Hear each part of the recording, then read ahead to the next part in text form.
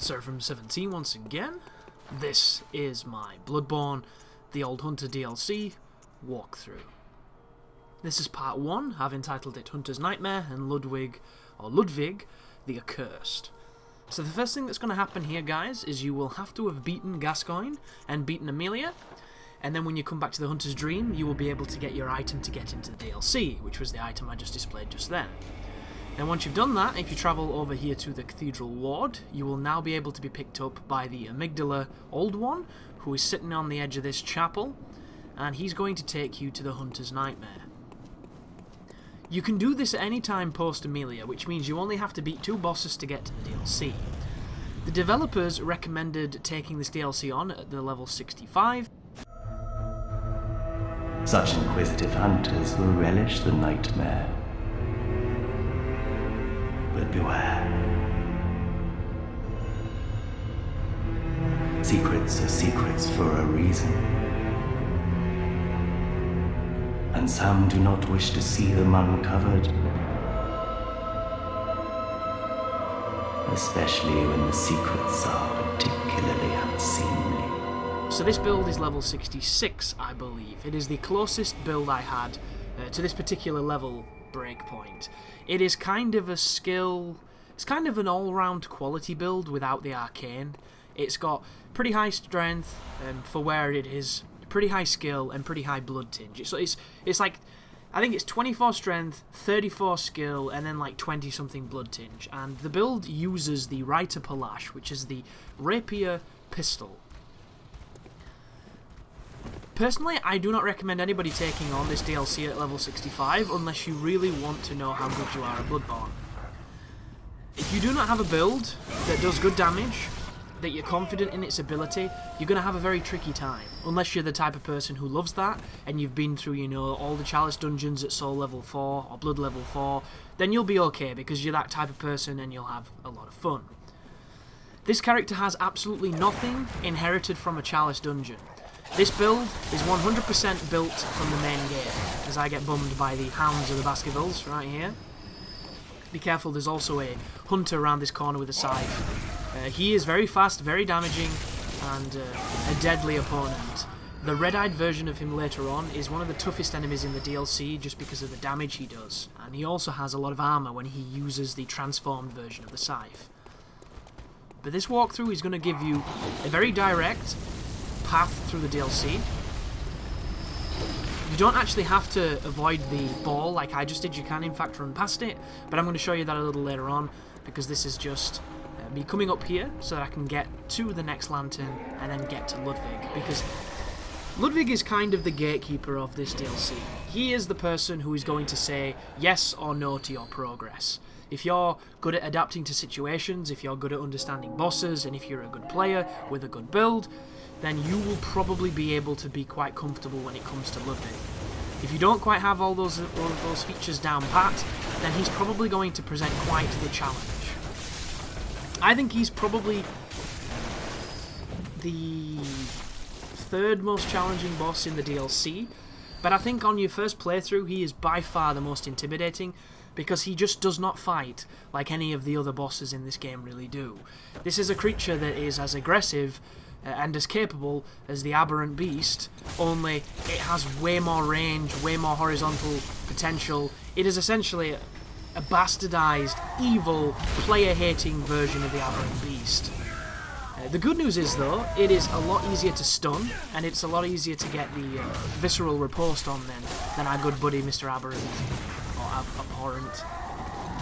So, it's an interesting fight, and we're going to look at it from the perspective of a build that can't exactly completely destroy him, but I do everything I can to give him the workaround, because he's very tough.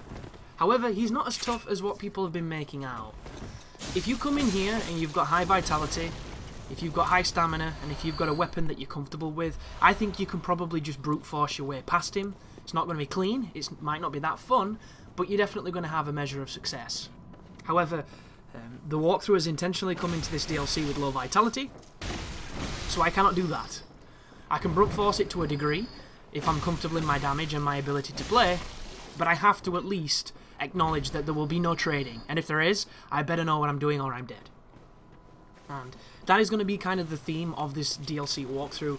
It's going to be me showing you good paths to get through the DLC that don't really require too much skill and execution, like the paths I'm showing right now. Be careful of the armor. That was the armor move, as I break my weapon, because I'm using Nightmare of Mensis cursed gems, which of course either have they degrade your attack against beasts or kin, or they degrade your weapon, or they degrade your life, or your stamina in some cases, but I think that's very rare. And I actually believe that they might have changed those gems, because oh, there we go.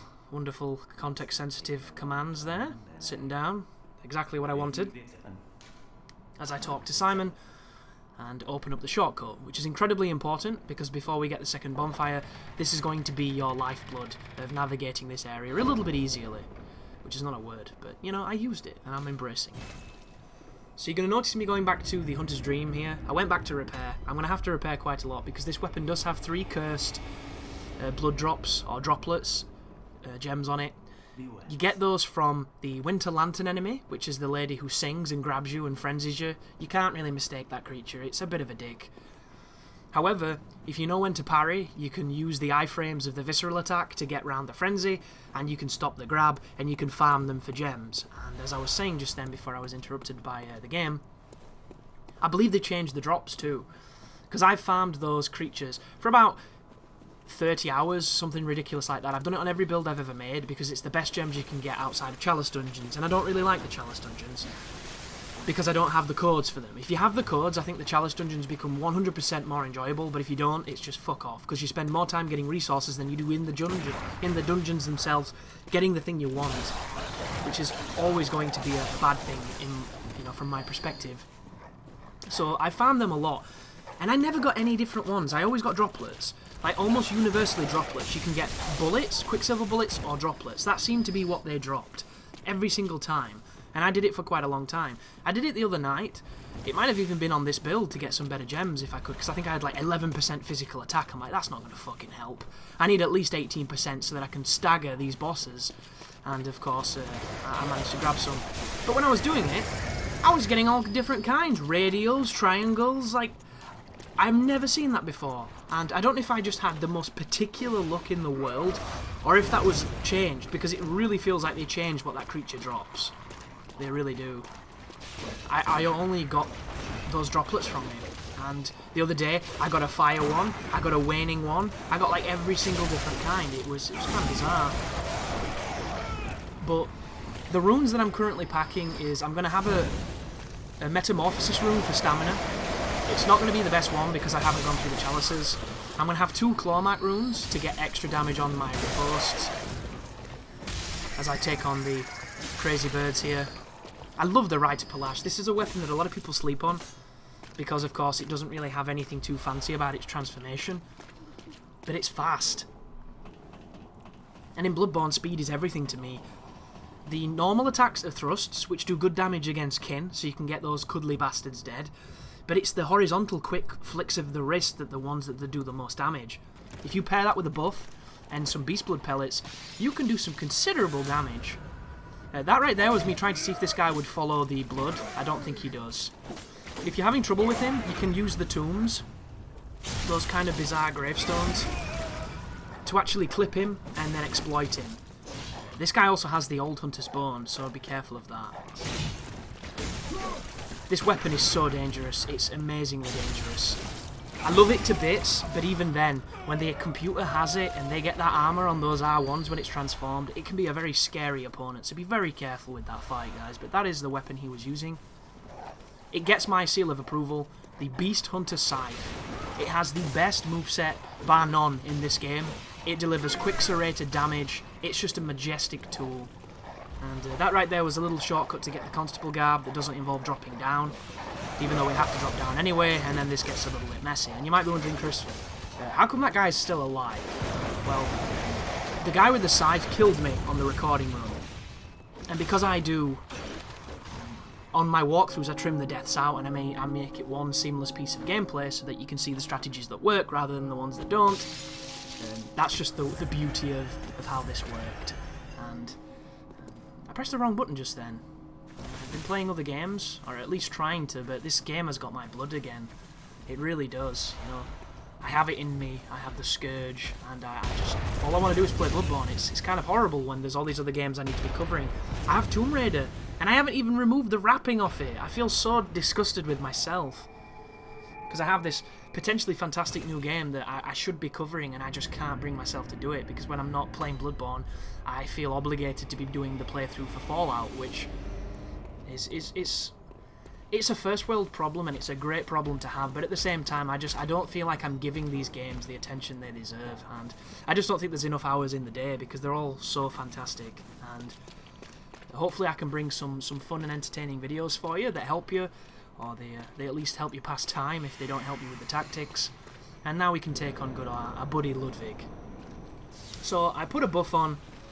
I didn't have any fire, but I would recommend fire against this guy because he is a beast technically, I believe, so it will work better. But all I had was lightning. I'm popping a pellet so that I can hopefully build some beast blood and compensate for my lacking damage. That being said, this build is fast and it does good damage when that bar raises. If anybody's wondering on strategies of dodging the moves, I'm going to be covering these bosses in a boss analysis video. Watch for the blood to stop and then roll. It's a guaranteed dodge. There's the stagger, here's the riposte. Always try and squeeze out a riposte before the transformation so there's less life on the second phase. I find the second phase to be harder just because I find dodging him is awkward.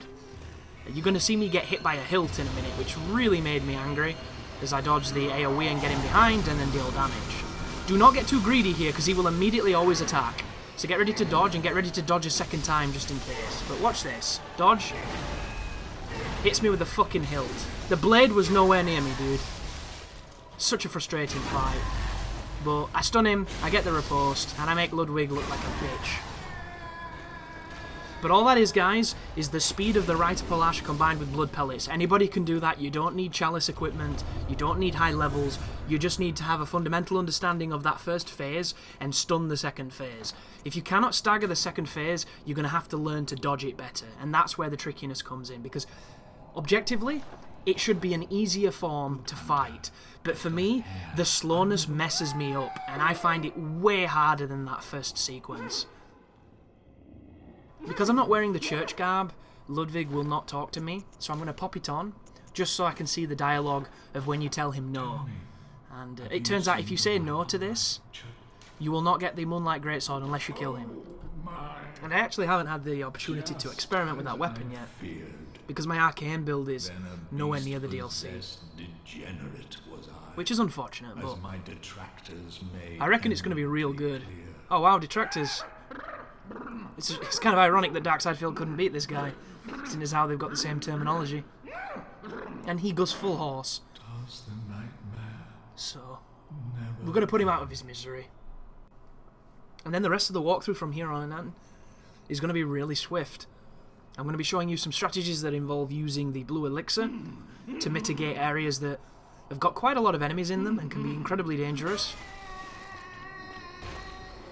But for the meantime, finish him up, pick up the sword, and then we can push on forward. But of course I'm going to go back to Hunter's Dream and repair my weapons, because they do break rather swiftly. So thank you very much for watching, and as always, you take care now.